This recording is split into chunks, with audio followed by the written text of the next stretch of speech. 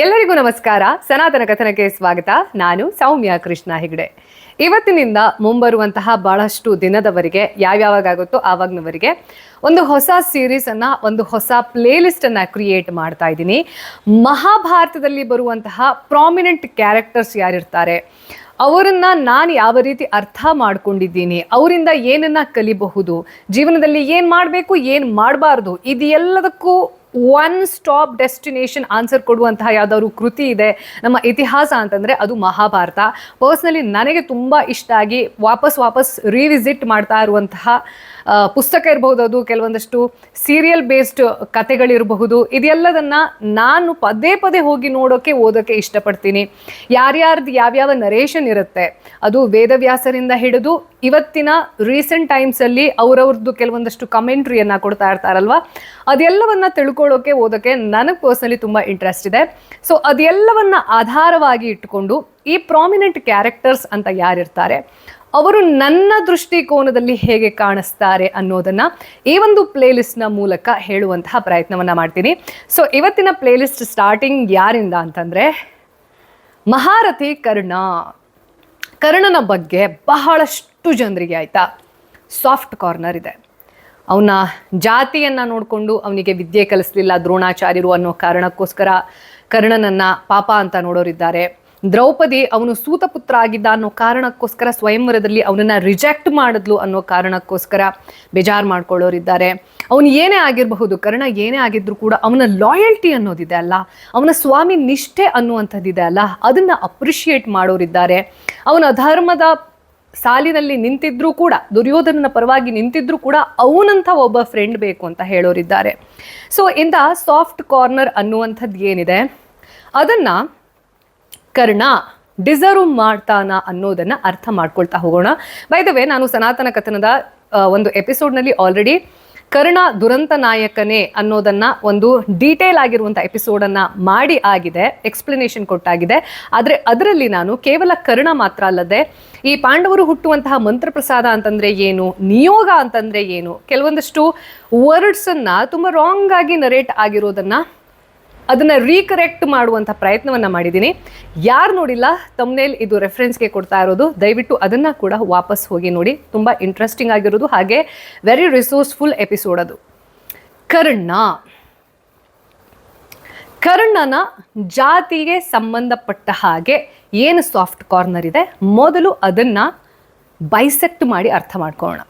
ಕರ್ಣ ಹುಟ್ಟಿನಿಂದ ಕುಂತಿಯ ಪುತ್ರ ಆಗಿದ್ರೂ ಕೂಡ ಅವನ ದುರಾದೃಷ್ಟನೋ ಅಥವಾ ಹಣೆ ಬರಹನೋ ವಾಟ್ ಎವರ್ ಇಟ್ ಈಸ್, ಅವನು ಸೂತ ಕುಟುಂಬದಲ್ಲಿ ಬೆಳಿತಾನೆ. ಸೂತ ಅನ್ನುವ ಕಾರಣಕ್ಕೋಸ್ಕರ ಅವನಿಗೆ ವಿದ್ಯೆಯನ್ನು ಕಲಿಸೋದಕ್ಕೆ ದ್ರೋಣಾಚಾರ್ಯರು ಒಪ್ಪೋದಿಲ್ಲ ಅನ್ನುವಂತಹ ಮಾತಿದೆ. ಆದರೆ ಇದು ಸೀರಿಯಲ್ ನರೇಷನ್ನಿಂದ ಹಾಗಾಗಿದ್ದೋ ಅಥವಾ ಬೇರೆಯವರ ಕಮೆಂಟ್ರಿ ಕೇಳಿ ಹಾಗಾಗಿದ್ದೋ I have no idea. But ನೀವು ಕರೆಕ್ಟಾಗಿ ವೇದವ್ಯಾಸರನ್ನು ಅರ್ಥ ಮಾಡಿಕೊಂಡು ಅವರು ಏನನ್ನು ಹೇಳೋಕೆ ಟ್ರೈ ಮಾಡ್ತಾ ಇದ್ರು ಅನ್ನೋದನ್ನು ಅರ್ಥ ಮಾಡಿಕೊಂಡ್ರೆ, ಸೂತ ಅನ್ನುವಂಥದ್ದು ಏನಿದೆ, ನಾವಿವತ್ತೇನು ಅಂದ್ಕೊಂಡಿದ್ದೀವಿ ಆ ಜಾತಿ ವ್ಯವಸ್ಥೆಯಲ್ಲಿ ಬರುವಂಥದ್ದು ಅಲ್ಲವೇ ಅಲ್ಲ. ವರ್ಣ ವ್ಯವಸ್ಥೆ ಅನ್ನುವಂಥದ್ದು ಒಬ್ಬ ವ್ಯಕ್ತಿಯ ಪ್ರೊಫೆಷನ್ ಆ್ಯಂಡ್ ಎಲಿಜಿಬಿಲಿಟಿ ಮೇಲೆ ಕೊಡ್ತಾ ಇದ್ದಂತಹ ಯೋಗ್ಯತೆಯ ಪ್ರಮಾಣ ಪತ್ರ ಆಗಿತ್ತು. ಇನ್ನು ಈ ಸೂತ ಅನ್ನುವಂಥದ್ದು ಕೇವಲ ಕರ್ಣ ಮಾತ್ರ ಸೂತ ಅಲ್ಲ. ಈ ವಿರಾಟ್ ನಗರದ ಉಲ್ಲೇಖ ಬರುತ್ತಲ್ವಾ, ಆ ವಿರಾಟ್ ನಗರದ ಮಹಾರಾಣಿಯ ಹೆಸರು ಸುದೇಶ್ನ ಅಂತ, ಕೀಚಕನ ಅಕ್ಕ. ಈಕೆ ಕೂಡ ಸೂತೆ. ಸೂತರಾದ ತಕ್ಷಣ ಅವ್ರು ಯಾವುದೋ ಕೆಳ ಕೆಲಸ ಮಾಡ್ಕೊಂಡಿರ್ಬೇಕು, ಕೆಳವರ್ಗ ಅಂತ ಇಲ್ಲ. ಮಹಾರಾಣಿ ಆಗಿ, ಸೇನಾಧಿಪತಿಯಾಗಿ, ಕೀಚಕ ಅತ್ಯಂತ ಬಲಶಾಲಿ ಸೇನಾಧಿಪತಿ, ಅಜ್ಞಾತವಾಸದಲ್ಲಿ ಬರುವಂತಹ ಕ್ಯಾರೆಕ್ಟರ್ನ ನಾನು ಹೇಳ್ತಾ ಇರೋದು. ಹಾಗಾಗಿ ಸೂತರು ಅಂದ ತಕ್ಷಣ ಅವ್ರನ್ನ ಯಾವುದೋ ಒಂದು ಚೀಪ್ ಆಗಿರುವಂತಹ ಕೆಲಸಕ್ಕೆ ಸೀಮಿತವಾಗಿ ಇಟ್ಟಿದ್ರು ಅನ್ನೋದು ರಾಂಗ್ ನರೇಷನ್. ಇವನ ಅಪ್ಪ ಕೂಡ, ಕರ್ಣನನ್ನು ಯಾರು ಸಾಕಿರ್ತಾರೆ, ಅತಿರಥ ಭೀಷ್ಮನ ಸಾರಥಿ ಯಾರಾಗಿರ್ತಾರೆ, ಅವರು ಒಪ್ರೆಸ್ಡ್ ಕಮ್ಯುನಿಟಿ ಅಲ್ಲವೇ ಅಲ್ಲ.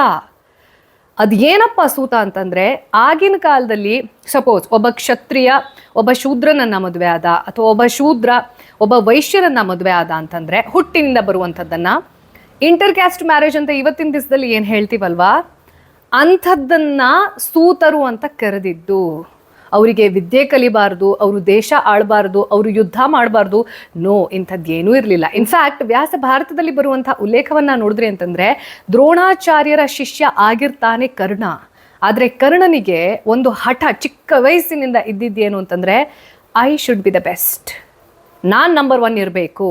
ಬಟ್ ಅವನಿಗೆ ಆ ನಂಬರ್ 1 ಅನ್ನುವಂತಹ ಪೊಸಿಷನ್ಗೆ ಅರ್ಜುನ ಯಾವಾಗ ಸ್ಟ್ರಾಂಗ್ ಕಂಟೆಂಡರ್ ಅನ್ನೋದು ಫೀಲ್ ಆಗ್ತಾ ಹೋಗುತ್ತೆ, ಅವನಿಗಿಂತ ತಾನು ಶ್ರೇಷ್ಠ ಆಗಬೇಕು ಅನ್ನುವಂತಹ ಹಠಕ್ಕೆ ಬಿದ್ದು ದ್ರೋಣಾಚಾರ್ಯರನ್ನ ಬಿಟ್ಟು ಪರಶುರಾಮರ ಹತ್ರ ಹೋಗಿ ಬ್ರಹ್ಮಾಸ್ತ್ರವನ್ನ ಕಲಿಯುವಂಥ ಪ್ರಯತ್ನವನ್ನ ಮಾಡ್ತಾನೆ. ಅವನು ಹಾಗೆ ಹೋಗಿದ್ರೆ ಬೇಜಾರಿರಲಿಲ್ಲ, ಅವನ ಸತ್ಯವನ್ನ ಹೇಳ್ಕೊಂಡು ಹೋಗಿದ್ದಿದ್ರೆ ಬೇಜಾರಿರಲಿಲ್ಲ. ಆದರೆ ಅವನು ಬ್ರಾಹ್ಮಣ ಅನ್ನುವಂತಹ ಸುಳ್ಳನ್ನ ಹೇಳ್ಕೊಂಡು ಹೋಗ್ತಾನೆ. ಆ ಕಾರಣದಿಂದಲೇ ಪರಶುರಾಮರು ಅವನಿಗೆ ವಾಪಸ್ ಯಾವಾಗ ಅವನು ಬ್ರಾಹ್ಮಣ ಅಲ್ಲ ಸುಳ್ಳು ಹೇಳಿದ್ದಾನೆ, ತನ್ನ ಹತ್ರ ಎಲ್ಲ ವಿದ್ಯೆಯನ್ನ ಕಲ್ತ್ಕೊಂಡಾದ್ಮೇಲೆ ಅಂತ ಶಾಪ ಕೊಡ್ತಾರಲ್ವಾ, ನಿನಗೆ ಯಾವಾಗ ಯಾವ ಸಮಯಕ್ಕೆ ಆ ವಿದ್ಯೆಯ ಅಗತ್ಯ ಅನ್ನೋದು ಬೀಳುತ್ತೆ ಆವಾಗ ಅದೆಲ್ಲ ಮರ್ತೋಗ್ಲಿ ಅನ್ನುವಂಥ ಶಾಪವನ್ನ ಕೊಡ್ತಾರಲ್ಲ, ಆ ಶಾಪ ಅಂತಂದ್ರೆ ಏನೋ ಕರ್ಸ್ ಮಾಡೋದಲ್ಲ, ನಿನ್ನ ಉದ್ದೇಶ ಏನಾಗಿತ್ತು ಅನ್ನೋದು ನನಗೆ ಕ್ಲಿಯರ್ ಆಗಿ ಗೊತ್ತಾಯ್ತು. ನೀನು ಯಾರೋ ಒಬ್ಬರನ್ನ ಸೋಲಿಸ್ಬೇಕು, ಸರ್ವಶ್ರೇಷ್ಠ ಆಗೋಕ್ಕೆ ಅಂತ ಬಂದಿದೀಯಾ, ವಿದ್ಯೆ ಕಲಿಬೇಕು ಅನ್ನುವಂಥ ಹಸಿವಿನಿಂದ ಬಂದಿಲ್ಲ. ನೀನು ಸೂತನಾಗಿದ್ರೂ ಕೂಡ ನೀನು ಸತ್ಯವನ್ನ ಹೇಳಿ ನನ್ನ ಹತ್ರ ಬೇಡ್ಕೊಂಡಿದ್ರೆ ನಿನಗೆ ಬ್ರಾಹ್ಮಣತ್ವವನ್ನು ನಾನು ಪ್ರದಾನ ಮಾಡ್ತಾ ಇದ್ದೆ, ಬ್ರಾಹ್ಮಣತ್ವವನ್ನು ಪಡಿಬಹುದಾಗಿತ್ತು. ಅದೊಂದು ಪದವಿ, ನಿಮ್ಮ ಆಚಾರ ವಿಚಾರ ವಿದ್ಯೆ ಜ್ಞಾನದ ಮೂಲಕ ನೀವು ಬ್ರಾಹ್ಮಣರಾಗಬಹುದಿತ್ತು ಅಂದಿನ ಕಾಲದಲ್ಲಿ. ಆ ಯೋಗ್ಯತೆಯನ್ನು ಪಡೆಯುವಂತಹ ತಾಕತ್ ನಿನ್ನತ್ತಿತ್ತು. ಆದರೆ ನೀನೇನು ಮಾಡಿದೆ, ಸುಳ್ಳಿನ ಮಾರ್ಗ ಅಧರ್ಮದ ಮಾರ್ಗವನ್ನು ಹಿಡಿದೆ. ಹಾಗಾಗಿ ಆ ಅಧರ್ಮದ ಮಾರ್ಗದಿಂದ ನಿನಗೆ ಆ ಫಲ ದಕ್ಕೋದಿಲ್ಲ ಅನ್ನೋದನ್ನು ಹೇಳ್ತಾರೆ. ಯಾರ್ಯಾರು ಕರ್ಣನ ಜಾತಿಯಿಂದ ಅವನಿಗೆ ಅವಮಾನ ಮಾಡಿದ್ರು ಅಂತ ಹೇಳ್ತೀರಾ? ಕರ್ಣನ ಜಾತಿಗೆ ಅವಮಾನ ಅನ್ನೋದೇ ಆಗಿದ್ದಿದ್ರೆ ಆ ವ್ಯಕ್ತಿ ಧರ್ಮಿಯೇ ಆಗಿದ್ದ ಅಂತಂದರೆ ತನ್ನ ಗುರುವಿನ ಹತ್ರ ಸುಳ್ಳನ್ನು ಹೇಳ್ತಾ ಇರಲಿಲ್ಲ. ನೆಕ್ಸ್ಟ್, ಅವನ ಲಾಯಲ್ಟಿಗೆ ಸಂಬಂಧಪಟ್ಟ ಹಾಗೆ ಅವನ ಸ್ವಾಮಿನಿಷ್ಠೆ ಅನ್ನುವಂಥದ್ದು ಏನಿದೆ, ಅವನ ಮಿತೃತ್ವ ಅನ್ನುವಂಥದ್ದು ಏನಿದೆ ಅಲ್ಲ, ಅದನ್ನು ಅರ್ಥ ಮಾಡ್ಕೊಳ್ಳೋಣ. ಸೊ ಈ ದುರ್ಯೋಧನ ಮತ್ತು ಕರ್ಣ ಎದುರು ಬದುರಾಗೋದು ಅಥವಾ ಅವರ ಪರಿಚಯ ಆಗೋದು ಯಾವಾಗ ಅಂತಂದರೆ, ಗುರುಕುಲ ಮುಗಿದು ಪಾಂಡವರು ಹಾಗೂ ಕೌರವರ ನಡುವೆ ಒಂದು ಮ್ಯಾಚ್ ನಡೆಯುತ್ತಲ್ವಾ, ಅದನ್ನು ಈ ರೀತಿ ಅರ್ಥ ಮಾಡ್ಕೊಳ್ಳೋಣ. ಒಂದು ಇಂಟರ್ ಕಾಲೇಜ್ ಮ್ಯಾಚ್. ಆ ಇಂಟರ್ ಕಾಲೇಜಲ್ಲಿ ಯಾವುದೋ ಒಬ್ಬ ಹೊರಗಡೆಯಿಂದ ಬರುವಂತಹ ವ್ಯಕ್ತಿಗೆ ಫಸ್ಟ್ ಆಫ್ ಆಲ್ ಇನ್ವಿಟೇಷನ್ನೇ ಇರೋದಿಲ್ಲ. ಇಂಟರ್ ಕಾಲೇಜ್ ಅಂತಂದ್ರೆ ಏನು, ನಮ್ಮ ಕಾಲೇಜಲ್ಲಿ ಇರೋ ಸ್ಟೂಡೆಂಟ್ಗಳಲ್ಲಿ ಯಾರು ಪ್ರತಿಭಾಶಾಲಿ ಅಂತ ಕಂಡಿಡ್ಕೋಬೇಕು ನಮ್ಮ ಖುಷಿಗೆ ಅಂತ ಪ್ರಿನ್ಸಿಪಾಲ್ ಅದನ್ನ ಘೋಷಣೆ ಮಾಡಿರುವಾಗ ಒಬ್ಬ ವ್ಯಕ್ತಿ ಬರ್ತಾನೆ, ನಿಮ್ಮೆಲ್ಲರಿಗಿಂತ ನಾನು ಶ್ರೇಷ್ಠ ಅಂತ ಹೇಳಕ್ಕೆ. Karna exactly did this. ಯಾವಾಗ ಅರ್ಜುನ ಗೆಲ್ಲುವಂತಹ ಚಾನ್ಸಸ್ ಇರುತ್ತೆ, ದುರ್ಯೋಧನನನ್ನ ಅವನು ಒಂದು ಅಸ್ತ್ರದ ಮೂಲಕ ಕಟ್ ಹಾಕಿರ್ತಾನೆ, ತನ್ನ ಶ್ರೇಷ್ಠತೆಯನ್ನ ತೋರಿಸ್ಬೇಕು ಅನ್ನುವ ಕಾರಣಕ್ಕೋಸ್ಕರ ಕರ್ಣ ಅಲ್ಲಿ ಎಂಟರ್ ಆಗ್ತಾನೆ ವಿದೌಟ್ ಇನ್ವಿಟೇಷನ್. ಆದರೂ ಕೂಡ ಅವನ ಶಕ್ತಿ ಪ್ರದರ್ಶನಕ್ಕೆ ಅಲ್ಲಿ ಅವಕಾಶವನ್ನ ಮಾಡಿಕೊಡಲಾಗುತ್ತೆ. ಈಗ ಯಾರ್ಯಾರ ಜಾತಿಯಿಂದ ಅವನ್ನ ಹೊರಗಡೆ ಹಾಕಿದ್ರು, ಭೀಷ್ಮ ಅವನನ್ನ ಕಡೆಗಣಿಸಿದ್ದ ಅಂತ ಹೇಳ್ತೀರಾ, ಅವನ ಶಕ್ತಿ ಪ್ರದರ್ಶನಕ್ಕೆ ಒಂದು ಅವಕಾಶವನ್ನ ಕಲ್ಪಿಸಿಕೊಟ್ಟಿದ್ದು ಇದೇ ಭೀಷ್ಮ. ಆಮೇಲೆ ಕರ್ಣ ಏನೋ ಓಕೆ ಪಾಪ ದುರ್ಯೋಧನ ತನ್ನ ಸ್ನೇಹಿತ ಆಗಬಹುದು ಅನ್ನೋ ಕಾರಣಕ್ಕೋಸ್ಕರ ಆ ಬಾಣವನ್ನ ಬಿಟ್ಟು ಅವನನ್ನು ಮುಕ್ತಗೊಳಿಸಿದ್ದ? No. What was the intention? ತಾನು ಇದನ್ನ ಮಾಡಿದ್ರೆ ಅರ್ಜುನನಿಗಿಂತ ಶ್ರೇಷ್ಠ ಅನ್ನುವಂಥದ್ದು ಪ್ರಪಂಚಕ್ಕೆ ಗೊತ್ತಾಗುತ್ತೆ. ನಾನಾಗಲೇ ಹೇಳಿದೆ, ಕರ್ಣನ ಜೀವನದ ಏಕಮಾತ್ರ ಉದ್ದೇಶ ಸರ್ವಶ್ರೇಷ್ಠ ಆಗೋದು. ತಪ್ಪು ಅಂತ ನಾನು ಹೇಳೋದಿಲ್ಲ. ಆದರೆ ನೀವು ಹಿಂದಿನ ವರ್ಷದಗಿಂತ ಈ ವರ್ಷ ಬೆಟರ್ ಆಗುವಂಥ ಪರ್ಸನ್ ನೀವು ನಿಮ್ಮ ಜೊತೆ ಕಾಂಪಿಟೇಷನಲ್ಲಿ ಇರಬೇಕು. ಅದನ್ನು ಬಿಟ್ಟು ಅವನಿಗಿಂತ ನಾನು ಶ್ರೇಷ್ಠ ಆಗಬೇಕು, ಇವನಿಗಿಂತ ನಾನು ಶ್ರೇಷ್ಠ ಆಗಬೇಕು ಅನ್ನೋದಿದೆ ಅಲ್ವಾ, ಅದು ಸೆಲ್ಫ್ ಡಿಸ್ಟ್ರಕ್ಷನ್. ಅದಕ್ಕೆ ಕರ್ಣನೇ ಸಾಕ್ಷಿ. ಅದಾದ ಮೇಲೆ ದುರ್ಯೋಧನನ ತಲೆಯಲ್ಲಿ ಬರೋದೇನು ಅಂತಂದರೆ, ಓ ಯಾರಾದರೂ ಕೌಂಟರ್ ಕೊಡ್ತಾರೆ ಅರ್ಜುನನಿಗೆ ಅಂತಂದರೆ ಇದು ಕರ್ಣ, ಹಾಗಾದರೆ ಇವನನ್ನು ನನ್ನ ಪಾರ್ಟಿಯಲ್ಲಿ ಇಟ್ಕೊಳ್ತೀನಿ, ನನಗೆ ಅವಾಗ ಸಖತ್ ತಾಕತ್ತು ಬರುತ್ತೆ ಅನ್ನುವಂಥದ್ದು ದುರ್ಯೋಧನನ ತಲೆಯಲ್ಲಿ ಹುಟ್ಟುಕೊಳ್ಳೋದು. ಅದೇ ಕಾರಣಕ್ಕೋಸ್ಕರ ಅಂಗರಾಜ್ಯದಲ್ಲಿ ಎಲ್ಲಿ ಈ ಸೂತರು ಜಾಸ್ತಿ ಇರ್ತಾರೆ, ಅವರ ಸಂಖ್ಯೆ ಜಾಸ್ತಿ ಇರುತ್ತೆ, ಅದಕ್ಕೆ ನೀನ್ ರಾಜ ಅಂತ ಘೋಷಣೆ ಮಾಡ್ತಾನೆ. ಆದರೆ ಆ ಅಂಗರಾಜ್ಯ ದುರ್ಯೋಧನ ಸ್ವಂತ ಆಸ್ತಿ ಅಲ್ಲವೇ ಅಲ್ಲ. ಈತನ ಉದ್ದೇಶ, ಕರ್ಣನ ಉದ್ದೇಶ ಅರ್ಜುನನಿಗಿಂತ ಸರ್ವಶ್ರೇಷ್ಠ ಅಂತ ಅನ್ಸ್ಕೊಳ್ಳೋದು. ಇವನ ಉದ್ದೇಶ, ದುರ್ಯೋಧನನ ಉದ್ದೇಶ ಅರ್ಜುನನನ್ನ ಸೋಲ್ಸೋನು ನನ್ನ ಕಡೆ ಇರಬೇಕು. ಇವರಿಬ್ಬರ ಇಂಟೆನ್ಷನ್ ಅನ್ನ ನೀವು ತಲೆಯಲ್ಲಿ ಇಟ್ಕೊಂಡ್ರಿ ಅಂತಂದ್ರೆ ಇದು ಆಕ್ಚುಯಲ್ ಫ್ರೆಂಡ್ಶಿಪ್ ಹೌದಾ ಅಲ್ವಾ ನೀವೇ ಡಿಸೈಡ್ ಮಾಡ್ಕೊಳ್ಳಿ. ಇವತ್ತಿನ ಕಾಲದಲ್ಲಿ ಒಂದು ವರ್ಡ್ ಇದೆ, ಫ್ರೆಂಡ್ಸ್ ವಿತ್ ಬೆನಿಫಿಟ್ಸ್. ನನಗೆ ಎಕ್ಸಾಕ್ಟ್ಲಿ ಇದೆ ಅನ್ಸುತ್ತೆ. ಇಬ್ಬರ ಉದ್ದೇಶ ಹೇಳ್ತಿದ್ದೀನಲ್ವಾ, ಇಂಟೆನ್ಷನ್ ಅನ್ನೋದೇ ಮ್ಯಾಟರ್ ಆಗೋದು. ಇವರಿಬ್ಬರ ಉದ್ದೇಶ ಅನ್ನುವಂಥದ್ದು ಇವನ್ ಜೊತೆ ಇದ್ರೆ ಇವನಿಗೆ ಲಾಭ ಇದೆ, ಇವನ್ ಜೊತೆ ಇದ್ರೆ ಇವನಿಗೆ ಲಾಭ ಇದೆ, ಸಿಂಪಲ್. ಅವರು ಫ್ರೆಂಡ್ಸ್ ಆದರು. ಫ್ರೆಂಡ್ಸ್ ಆದಮೇಲೆ ಏನು ಮಾಡಿದ್ರು ಅನ್ನೋದನ್ನ ಕೂಡ, ಈ ಸ್ವಾಮಿ ನಿಷ್ಠೆ ಅನ್ನುವಂಥದ್ದು, ಲಾಯಲ್ಟಿ ಅನ್ನೋದು one of the rarest qualities ಮನುಷ್ಯರಲ್ಲಿ ಇರಲೇಬೇಕು. ಆದರೆ ಆ ಲಾಯಲ್ಟಿ ಯಾವತ್ತೂ ಕೂಡ ನಿಮ್ಮವರನ್ನ ಉದ್ಧಾರ ಮಾಡುವ ರೀತಿಯಲ್ಲಿದ್ದರೆ ಮಾತ್ರ. ನೀವು ಸ್ನೇಹಿತರನ್ನ ಹುಡುಕ್ತೀರಾ ಅಂತಂದ್ರೆ ಯಾರಾದರೂ ಕರ್ಣನಂಥ ಸ್ನೇಹಿತರನ್ನ ಹುಡುಕ್ಬೇಡಿ, ಕೃಷ್ಣನಂಥ ಸ್ನೇಹಿತರನ್ನ ಹುಡುಕ್ಬೇಕು. ಸ್ನೇಹಿತರು ಅಂದ ತಕ್ಷಣ ನೀನು ಮಾಡೋದೆಲ್ಲ ಸರಿ, ಅಮೇಝಿಂಗ್, ಮೈಂಡ್ ಬ್ಲೋವಿಂಗ್, ನೀನು ಮಾಡೋದೇ ಸರಿ ಅನ್ನೋದು ಅಲ್ಲ. ನೀನು ಸರಿ ದಾರಿಯಲ್ಲಿದ್ದರೆ ವಾವ್ ಅಂತ ಹೇಳಬೇಕು. ನೀನು ತಪ್ಪು ದಾರಿಯಲ್ಲಿದ್ದರೆ ಎಳ್ಕೊಂಡು ಬರಬೇಕು ನಿಮ್ಮನ್ನ, ಇಲ್ಲ ಅಂತಂದ್ರೆ ಕಪಾಳ ಕೊಡೋದು ಹೇಳಬೇಕು. ಅದು ನಿಜವಾದ ಸ್ನೇಹ. ತನ್ನ ಸ್ನೇಹಿತ ಹಾಳಾಗಿ ಹೋಗ್ತಾ ಇದ್ದಾನೆ, ಹಾಳಾಗೋದ್ರೂ ಪರವಾಗಿಲ್ಲ, ಆ ಹಾಳಾಗೋಕೆ ನಾನು ಸಪೋರ್ಟ್ ಮಾಡ್ತೀನಿ ಅಂತಂದರೆ ಅದನ್ನು ಲಾಯಲ್ಟಿ ಅನ್ನೋದಿಲ್ಲ. ಲಾಯಲ್ಟಿ ಅಂತಂದರೆ ಯಾವತ್ತೂ ಕೂಡ ಅದು ಅವನ ಶ್ರೇಯೋಭಿವೃದ್ಧಿಯನ್ನು ತರುವ ಹಾಗೆ ಇರಬೇಕು. ಅವನು ಹೇಳಿದ್ದಕ್ಕೆಲ್ಲ ಡ್ಯಾನ್ಸ್ ಮಾಡೋದಲ್ಲ. ಆದಿಪರ್ವದಲ್ಲಿ ವೇದವ್ಯಾಸರು ಒಂದು ಉಲ್ಲೇಖವನ್ನು ಕೊಡ್ತಾರೆ. ಈ ದುರ್ಯೋಧನನ ಅಧರ್ಮಕ್ಕೆ ಏನು ಸಪೋರ್ಟ್ ಕೊಟ್ಟಿದ್ದು ಅವನಿಗೆ ಅಂತಂದರೆ ಬೇರು. ಆ ಮರ, ದುರ್ಯೋಧನನನ್ನ ಒಂದು ಅಧರ್ಮದ ಮರ ಅಂತ ಅಂದ್ಕೊಂಡ್ರೆ ಅದರ ಬೇರು ಯಾರು ಅಂತಂದರೆ ಧೃತರಾಷ್ಟ್ರ. ಪುತ್ರನ ವ್ಯಾಮೋಹದಲ್ಲಿ ಅವನು ಅದೆಷ್ಟು ಅಂಧನಾಗಿರ್ತಾನೆ ಅಂತಂದರೆ ಮಗ ಏನು ಮಾಡಿದ್ರೂ ಪರವಾಗಿಲ್ಲ, ನಾನು ಅವನ ಅಧರ್ಮವನ್ನು ನೋಡಲ್ಲ ಅನ್ನುವಷ್ಟರ ಮಟ್ಟಿಗೆ ಕುರುಡ. ಅವನ ಆ ಮರದ ಕಾಂಡ ಅನ್ನುವಂಥದ್ದು ಏನಿರುತ್ತೆ, ಟ್ರಂಕ್ ಅಂತ ಹೇಳ್ತೀವಲ್ವಾ, ಅದು ಕರ್ಣ. ಒಂದು ವೇಳೆ ಕರ್ಣ ದುರ್ಯೋಧನನ ಜೊತೆ ಇರಲಿಲ್ಲ ಅಂತಂದರೆ, ನಡಿ ಎಲ್ಲದಕ್ಕೂ ನಾನಿದ್ದೀನಿ, ನೀನೇನೇ ಮಾಡು, ನಾನು ಸಪೋರ್ಟ್ ಮಾಡ್ತೀನಿ ಅಂತ ಅವನನ್ನ ಹುಯಿಲೆಬ್ಸಿರ್ಲಿಲ್ಲ ಅಂತಂದರೆ ಬಹುಶಃ ದುರ್ಯೋಧನನ ಒಡಾಸಿಟಿ ಅನ್ನೋದು ಆ ಥರದಲ್ಲಿ ಇರಲಿಲ್ಲ.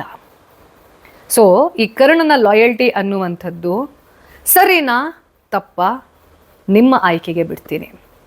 ನೆಕ್ಸ್ಟ್, ಕರ್ಣನ ಸಾಮರ್ಥ್ಯದ ಬಗ್ಗೆ, ಅವನ ವ್ಯಕ್ತಿತ್ವದ ಬಗ್ಗೆ ಕೆಲವೊಂದಷ್ಟು ಜನ ಅಪ್ರಿಷಿಯೇಟ್ ಮಾಡೋರು ಇವತ್ತು ಇದ್ದಾರೆ. ನೋ ಡೌಟ್ ಕರ್ಣ ಒಬ್ಬ ಒಳ್ಳೆ ಯೋಧ, ಕ್ಷತ್ರಿಯ ಧರ್ಮವನ್ನು ಗೊತ್ತಿರುವಂತಹ ಮಹಾನ್ ಯೋಧ, ಅದರಲ್ಲಿ ದೂಸರಾ ಮಾತಿಲ್ಲ. ಆದರೆ ಅವನ ಆ ಸರ್ವಶ್ರೇಷ್ಠ ಆಗುವಂತಹ ಹುಚ್ಚು ಅನ್ನುವಂಥದ್ದು, ವಾಸ್ ಹಿ ರಿಯಲಿ ನಂಬರ್ 1? ಇದರಲ್ಲಿ ಮಹಾಭಾರತದಲ್ಲಿ ನಿಮಗೆ ಉಲ್ಲೇಖ ಸಿಗುತ್ತೆ, ಎಲ್ಲ ಸಮಯದಲ್ಲೂ ಇವನು ಅನ್ಬೀಟೇಬಲ್ ಆಗೇ ಇರಲಿಲ್ಲ. ಒಂದು ಯುದ್ಧದ ಮೆನ್ಷನಿಂಗ್ ಬರುತ್ತೆ, ಗಂಧರ್ವ ಯುದ್ಧ ಅನ್ನುವಂಥದ್ದು. ಅದರಲ್ಲಿ ಇದೇ ಕರ್ಣ ಸೋತೋಗಿರ್ತಾನೆ. ಇನ್ನು ಮೂಲ ಕೃತಿಯಲ್ಲಿ ಹೇಳುವ ಪ್ರಕಾರ ದ್ರೌಪದಿಯ ಸ್ವಯಂವರ ಅನ್ನುವಂಥದ್ದು ಏನು ನಡೆಯುತ್ತೆ ಅದರಲ್ಲಿ ಕರ್ಣ ಕೂಡ ಸೋತೋಗಿರ್ತಾನೆ ಅನ್ನುವಂತಹ ವಾದ ಕೆಲವರದ್ದಿದೆ, ಕೆಲವು ಪಂಡಿತರದ್ದಿದೆ. ಇಲ್ಲಿ ಇನ್ನೊಂದು ವಿಚಾರ ಬರುತ್ತೆ, ಕರ್ಣ ಅಂದರೆ ಅವನು ಸಾಮರ್ಥ್ಯವನ್ನು ಹೊಂದಿದ್ರೂ ಕೂಡ ಒಂದು ಸ್ವಯಂವರದಲ್ಲಿ ಅವನ ಜಾತಿಯನ್ನು ಆಧಾರವಾಗಿ ಇಟ್ಕೊಂಡು ದ್ರೌಪದಿ ಹೇಳ್ತಾಳೆ ನಾನು ಸೂತನನ್ನು ಮದುವೆ ಆಗೋದಿಲ್ಲ ಅಂತ. ಅದೇ ಕಾರಣಕ್ಕೋಸ್ಕರ ಯಾವಾಗ ದ್ಯೂತ ಸಭೆ ನಡೆಯುತ್ತೆ ಆವಾಗ ಕರ್ಣ ಅದಕ್ಕೆ ಸೇಡ್ ತೀರಿಸ್ಕೋಬೇಕು ಅನ್ನೋ ಕಾರಣಕ್ಕೋಸ್ಕರ ಅವಳಿಗೆ ಅವಾಚ್ಯ ಶಬ್ದದಿಂದ, ಎಕ್ಸಾಕ್ಟ್ಲಿ ಹೇಳಬೇಕು ಅಂತಂದರೆ ಅವಳನ್ನು ವೈಶ್ಯ ಅಂತ ಕರಿತಾನೆ. ಈ ಕರ್ಣನನ್ನ ಸಪೋರ್ಟ್ ಮಾಡೋರು ಹಿಂಗೆ ಹೇಳ್ತಾರೆ, ಅಂದರೆ ಆವಾಗ ದ್ರೌಪದಿ ಹೀಗೆ ಹೇಳಿದ್ಲು, ಸೊ ದ್ರೌಪದಿ ಡಿಸರ್ವ್ ಮಾಡ್ತಾಳೆ ಆ ರಿವೆಂಜನ್ನ ಅಂತ ಹೇಳೋರಿದ್ದಾರೆ. ಬಟ್ ಕಾಮನ್ ಸೆನ್ಸಲ್ಲಿ ಆಲೋಚನೆ ಮಾಡೋಣ. ಇವತ್ತಿನ ಫೆಮಿನಿಸ್ಟಿಕ್ ವೇಯಲ್ಲಿ ವಿಮೆನ್ ಎಂಪವರ್ಮೆಂಟ್ ಅನ್ನೋದ್ರ ಬಗ್ಗೆ ಯಾರೆಲ್ಲ ಡಿಬೇಟ್ ಮಾಡ್ತೀರಾ ಅವರ ಒಂದು ಆಧಾರದ ಮೇಲೆ ನಾನು ಹೇಳ್ತೀನಿ. ಸಪೋಸ್ ಸ್ವಯಂವರ ಅನ್ನುವಂಥದ್ರಲ್ಲಿ ಅಂದರೆ ನನಗೆ ಬೇಕಾಗಿರುವಂತಹ ಶಕ್ತಿಶಾಲಿ ಗಂಡನನ್ನು ನಾನು ಹುಡುಕೊಳ್ತೀನಿ ಅನ್ನುವಂಥದ್ದನ್ನು ಒಂದು ಹೆಂಗಸಿಗೆ ಅಂದಿನ ಸಮಾಜವೇ ಅಧಿಕಾರ ಕೊಟ್ಟಿರುವಾಗ ಅವಳಿಗೆ ಆ ವ್ಯಕ್ತಿ ಯಾವುದೋ ಒಂದು ಕಮ್ಯುನಿಟಿಯವನು ನನಗಿಷ್ಟ ಇಲ್ಲ ಅಂತ ಹೇಳೋಕ್ಕೆ ಅಧಿಕಾರ ಇಲ್ವಾ? ಇವಾಗ ಹೇಳ್ತಿರಲ್ವಾ ನೋ ಮೀನ್ಸ್ ನೋ, ಅಂದರೆ ದ್ರೌಪದೀಸ್ ನೋ ಡಸಂಟ್ ಮ್ಯಾಟರಾ? ಓಕೆ, ಅವಳು ಅದನ್ನು ಹೇಳೇ ಇರಲಿಲ್ಲ ಅನ್ನುವಂಥ ಉಲ್ಲೇಖ ಕೂಡ ಇದೆ. ಹೇಳಿದ್ರು ಅಂತಂದ್ರೂ ತಪ್ಪೇನಿದೆ? ನೆಕ್ಸ್ಟ್, ಅದನ್ನ ನೆನಪಲ್ಲಿಟ್ಕೊಂಡು ಅವನು ದ್ಯೂತ ಸಭೆಯಲ್ಲಿ ದ್ರೌಪದಿಗೆ ಕೆಟ್ಟ ಮಾತನ್ನ ಆಡ್ದ ಅಂತ ಹೇಳ್ತಾರಲ್ವಾ, ಅಲ್ಲಿ ಒಬ್ಬ ನಿಜವಾದ ವ್ಯಕ್ತಿಯ ವ್ಯಕ್ತಿತ್ವ ಅನ್ನೋದು ಗೊತ್ತಾಗುತ್ತೆ.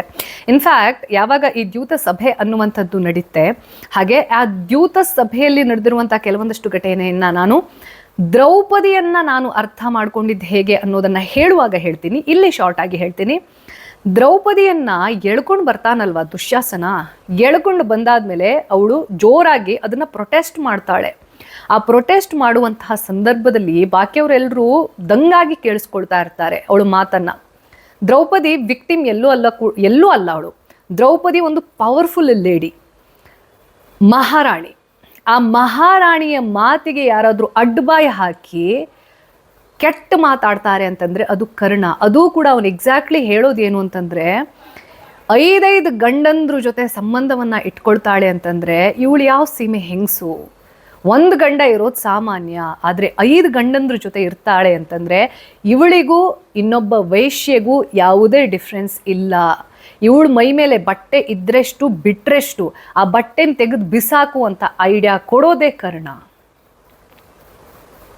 ಅಂದರೆ ದುರ್ಯೋಧನನ ತಲೆಯಲ್ಲಿ ಹೊಳಿದೇ ಇದ್ದಿದ್ದು, ದುಶ್ಯಾಸನನ ತಲೆಯಲ್ಲಿ ಹೊಳಿದೇ ಇದ್ದಿದ್ದು, ಶಕುನಿ ಬೇಡ ಅಂದಿದ್ದನ್ನ ಕರ್ಣ ಐಡಿಯಾ ಕೊಡ್ತಾನೆ. ಇಂಥ ಕರ್ಣನನ್ನ ಸಾಮರ್ಥ್ಯ ಇರುವವನು ಅಂತ ಹೇಳಬೇಕಾ? ಒಂದು ಹೆಂಗಸನ್ನ ಒಂದು ಸಭೆಯಲ್ಲಿ ಬಟ್ಟೆ ಬಿಚ್ಚು ಅಂತ ಹೇಳ್ತಾನೆ ಅಂತಂದರೆ ಕರ್ಣ ಏನು, ಅವನ ವ್ಯಕ್ತಿತ್ವ ಎಂಥದ್ದು? ಇದನ್ನು ನಾನು ಜಡ್ಜ್ ಮಾಡೋದಿಲ್ಲ, ನಿಮಗೆ ಜಡ್ಜ್ ಮಾಡೋಕ್ಕೆ ಬಿಡ್ತೀನಿ. ನೋ ಡೌಟ್ ಅವನ ಆ ದಾನ ಕೊಡುವಂತಹ ಮನಸ್ಥಿತಿ ಏನಿದೆ, ಹಾಗೆ ಕರ್ಣಕುಂಡಲ ಅನ್ನುವಂಥದ್ದನ್ನು ಏನು ಕೊಡ್ತಾನೆ, ಇದ್ರ ಬಗ್ಗೆ ಕೂಡ ಕೆಲವೊಂದಷ್ಟು ಜನ ಅಪ್ರಿಷಿಯೇಟ್ ಮಾಡ್ತಾರೆ.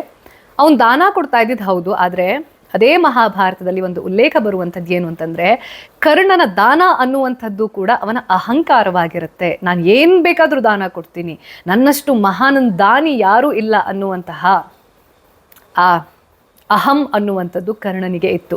ಇದೆಲ್ಲದ್ರ ಜೊತೆ ಎಷ್ಟೇ ಸಂದರ್ಭದಲ್ಲಿ ಇನ್ಕ್ಲೂಡಿಂಗ್ ಶಕುನಿ, ಯುದ್ಧ ಆದರೆ ಅದು ದುರ್ಯೋಧನನಿಗೆ ನಷ್ಟವನ್ನು ಮಾಡುತ್ತೆ, ಅವನು ಪ್ರಾಣ ಹೋಗುತ್ತೆ ಅನ್ನೋದು ಎಲ್ರಿಗೂ ಗೊತ್ತಿರುತ್ತೆ.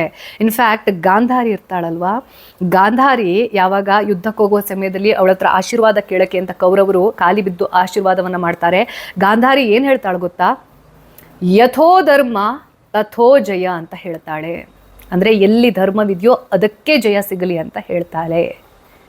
ಆದರೆ ಈ ಎಲ್ಲ ಗೊತ್ತಿದ್ರೂ ಕೂಡ ಕರ್ಣ ಮಾಡೋದೇನು ಅಂತಂದರೆ, ನಾನಿದ್ದೀನಿ ಯುದ್ಧ ಮಾಡು, ನಾನಿದ್ದೀನಿ ಯುದ್ಧ ಮಾಡು. ಕರ್ಣನ ಪಾಲಿಗೆ ಎಲ್ಲೋ ಒಂದು ಕಡೆ ಈ ಮಹಾಭಾರತದ ಕುರುಕ್ಷೇತ್ರ ಯುದ್ಧ ಅನ್ನುವಂಥದ್ದಿದೆಯಲ್ಲ, ಅವನ ಶ್ರೇಷ್ಠತೆಯನ್ನು ಪ್ರೂವ್ ಮಾಡೋಕ್ಕಿರುವಂತಹ ಒಂದು ಪ್ಲ್ಯಾಟ್ಫಾರ್ಮ್ ಆಗಿತ್ತು. ಆದರೆ ಆ ಪ್ಲ್ಯಾಟ್ಫಾರ್ಮ್ನಲ್ಲಿ ಅವನು ಒಳ್ಳೆ ಪಾತ್ರಧಾರಿ ಆಗಿದ್ನಾ? ಯಾವಾಗ ಭೀಷ್ಮನನ್ನು ಕಟ್ ಹಾಕಿ, ಅಂದರೆ ಅವನನ್ನು ಇಮೋಷ್ನಲಿ ಬ್ಲ್ಯಾಕ್ ಮೇಲ್ ಮಾಡಿ, ಅದು ಅವನ ಪ್ರತಿಜ್ಞೆ ಇರುತ್ತೆ, ನಾನು ಈ ಒಂದು ರಾಜ್ಯದ ದಾಸನಾಗಿ ಈ ಸಿಂಹಾಸನಕ್ಕೆ ಬದ್ಧ ಆಗಿರ್ತೀನಿ ಅಂತ ಹೇಳ್ಕೊಂಡಿರ್ತಾನೆ. ಆ ಒಂದು ಸಂಕಟದಲ್ಲಿ ಯುದ್ಧ ಮಾಡ್ತಾ ಇರ್ತಾನೆ ಕೌರವರ ಪರವಾಗಿ ಭೀಷ್ಮ. ಆವಾಗ ಕರ್ಣ ಒಂದು ಮಾತು ಹೇಳ್ತಾನೆ, ನಾನು ಈ ವ್ಯಕ್ತಿ ಸೇನಾಧಿಪತಿ ಆಗಿರುವಂತಹ ಸಮಯದಲ್ಲಿ ಯುದ್ಧ ಮಾಡಿದೆ ಅಂತಂದರೆ ನನ್ನ ಸಾಮರ್ಥ್ಯ, ಶೌರ್ಯ, ಪೌರುಷ ಅನ್ನೋದು ಎಲ್ಲದೂ ಕೂಡ ಕ್ರೆಡಿಟ್ ಹೋಗೋದು ಭೀಷ್ಮನಿಗೆ. Very normal. ಅಂದರೆ ಯಾವುದೇ ಒಂದು ಆರ್ಮಿ ಫೈಟ್ ಮಾಡುತ್ತೆ ಅಂತಂದರೆ ಅದರ ಲಾಸ್ ಆದ್ರೂ ಅದನ್ನು ಯಾರು ಹೊತ್ಕೊಳ್ತಾರೆ? ಕ್ಯಾಪ್ಟನ್ ಆಗಿರೋರು, ಸೇನಾಧಿಪತಿ ಆಗಿರೋರು. ಈ ಕ್ರಿಕೆಟಲ್ಲಿ ಕೂಡ ಹಾಗೆ. ಯಾರು ಮಾತಾಡ್ತಾರೆ? ಒಬ್ಬರು ಸೋತೋದ ತಕ್ಷಣ ಅಥವಾ ಒಂದು ಟೀಮ್ ಸೋತೋದಾಗ ಅಥವಾ ಗೆದ್ದಾಗ ಯಾರು ಪ್ರೆಸ್ ಮೀಟಲ್ಲಿ ಮಾತಾಡೋದು? ಕ್ಯಾಪ್ಟನ್ ತಾನೆ. ಸೊ ಕರ್ಣನ ಆಲೋಚನೆ ನೋಡಿ, ಅದರ ಸಾಮರ್ಥ್ಯ ಅನ್ನುವಂಥದ್ದು, ಕ್ರೆಡಿಟ್ ಅನ್ನೋದು ಭೀಷ್ಮನಿಗೆ ಸಿಗತ್ತೆ. ಹಾಗಾಗಿ ಎಲ್ಲಿವರೆಗೂ ಭೀಷ್ಮ ಸೇನಾಧಿಪತಿಯಾಗಿ ಇರ್ತಾನೋ ನಾನು ಯುದ್ಧ ಮಾಡಲ್ಲ ಅಂತ ಹೇಳ್ತಾನೆ. ನಿಜವಾಗ್ಲೂ ಒಳ್ಳೆ ಫ್ರೆಂಡೇ ಆಗಿದ್ದರೆ ಅವನ ಈ ಪರ್ಸ್ನಲ್ ಅಜೆಂಡಾವನ್ನು ಪಕ್ಕಕ್ಕಿಟ್ಟು ಯಾರ ಸೇನಾಧಿಪತಿಯಾಗಿರಲಿ ನಿನಗೋಸ್ಕರ ನಾನು ಯುದ್ಧ ಮಾಡ್ತೀನಿ ಅಂತ ಹೇಳ್ತಿದ್ರು. ದುರ್ಯೋಧನನ ಈ ಅಧರ್ಮಕ್ಕೆ ಡೈರೆಕ್ಟ್ಲಿ ಯಾರಾದರೂ ಕಾರಣ ಇದ್ದಾರೆ, ಅದಕ್ಕೆ ಸಪೋರ್ಟ್ ಕೊಟ್ಟಿದ್ದಾರೆ, ಅವನಿಗೆ ಹುಮ್ಮಸ್ಸನ್ನು ಹುರಿದುಂಬಿಸಿ ನಡಿ ನಡಿ ನಾನಿದ್ದೀನಿ ಅಂತ ಕರ್ಕೊಂಡು ಹೋಗಿ ಯಾರು ಯುದ್ಧದಲ್ಲಿ ನಿಲ್ಲಿಸಿದ್ದಾರೆ ಅಂತಂದರೆ ಅದು ಕರ್ಣ. ಹಾಗಂತ ಕರ್ಣನನ್ನು ದ್ವೇಷ ಮಾಡಬೇಕಾ? ಅವನಿಗೇನು ಮೋಸನೇ ಆಗಲಿಲ್ವಾ? ಅವನಿಂದ ಕಲಿಯುವಂಥದ್ದು ಏನೂ ಇಲ್ವಾ? ಡೆಫಿನೆಟ್ಲಿ ಇದೆ. ಕರ್ಣನ ಆ ನೋವು ಅನ್ನುವಂಥದ್ದು ಏನಿದೆ ಅಲ್ಲ, ಅಷ್ಟೆಲ್ಲ ಆದರೂ ಯಾವಾಗ ಕರ್ಣಭೇದ ನೀತಿಯನ್ನು ಕೃಷ್ಣ ಅನುಸರಿಸ್ತಾನೆ, ಅಂದರೆ ಅವನಿಗೆ ಅವನ ಜನ್ಮ ರಹಸ್ಯವನ್ನು ಹೇಳ್ತಾನೆ, ಅದಾದರೂ ಕೂಡ ಕರ್ಣ ಇದನ್ನು ಹೇಳ್ತಾ ಇದ್ದರೂ ಕೂಡ ನಾನು ನಂದೇನಿದೆ ಸ್ನೇಹಿತನ ಪರವಾಗಿ ನಿಲ್ತೀನಿ ಅನ್ನುವಂಥದ್ದಿರುತ್ತಲ್ವ, ಅದನ್ನು ಅಪ್ರಿಷಿಯೇಟ್ ಮಾಡಬೇಕು. But was it right? ಕ್ವೆಶ್ಚನೇಬಲ್.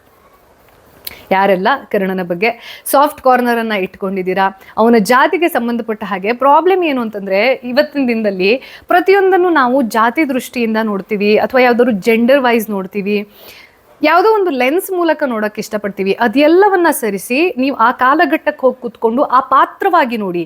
ಆ ಪಾತ್ರದಲ್ಲಿ ಬರುವಂತಹ ಬೇರೆ ಬೇರೆ ಕ್ಯಾರೆಕ್ಟರ್ ಇರುತ್ತಲ್ವಾ, ಆ ಒಂದು ಪ್ಲೇಯಲ್ಲಿ, ಆ ಒಂದು ಕಥೆಯಲ್ಲಿ ಬರುವಂತಹ ಬೇರೆ ಕ್ಯಾರೆಕ್ಟರ್ ಆಗಿ ಕೂತ್ಕೊಂಡು ನೋಡಿದಾಗ ನಮಗೆ ಆ ವ್ಯಕ್ತಿ ಏನು, ವ್ಯಕ್ತಿತ್ವ ಎಂಥದ್ದು, ಅದು ಸರಿ ಆಗಿತ್ತಾ ಅಥವಾ ಅದನ್ನು ಸರಿ ಮಾಡ್ಬೋದಿತ್ತಾ ಇನ್ನೂ ಕೂಡ, ಇದೆಲ್ಲದ್ರ ಬಗ್ಗೆ ಒಂದು ಬೇರೆ ಪರ್ಸ್ಪೆಕ್ಟಿವ್ ಅನ್ನೋದು ಓಪನ್ ಆಗುತ್ತೆ.